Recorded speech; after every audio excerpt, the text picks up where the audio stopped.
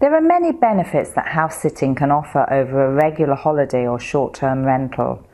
First, you can choose to sit in countries all over the world in many different types of houses. We've stayed in small city apartments and beautiful luxury properties in the mountains of America. You may be fortunate and secure a luxury property with a pool or other high-end facilities. It depends what you're looking for, but I can guarantee you will be spoilt for choice. House sitting assignments pop up in all sorts of unlikely locations.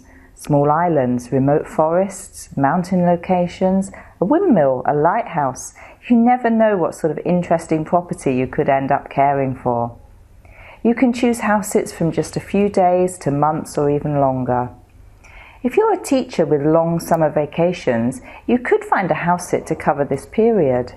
You get to live rent-free in a different environment, but with all the facilities available to mark your papers and develop lesson plans, anything's possible. House sitting is inexpensive compared to any other type of vacation accommodation.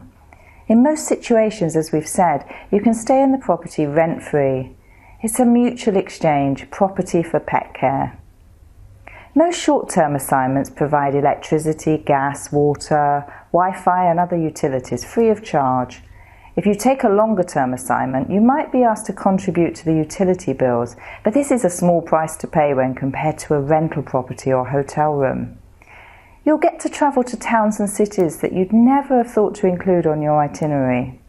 You'll get to live like a local, meet new friends and experience new adventures. If you choose to house sit as a way of life, then you'll enjoy a varied, changeable lifestyle with no ties or possessions. It provides a lifestyle of freedom and choice. We love living in this way and would encourage anybody to at least give it a try.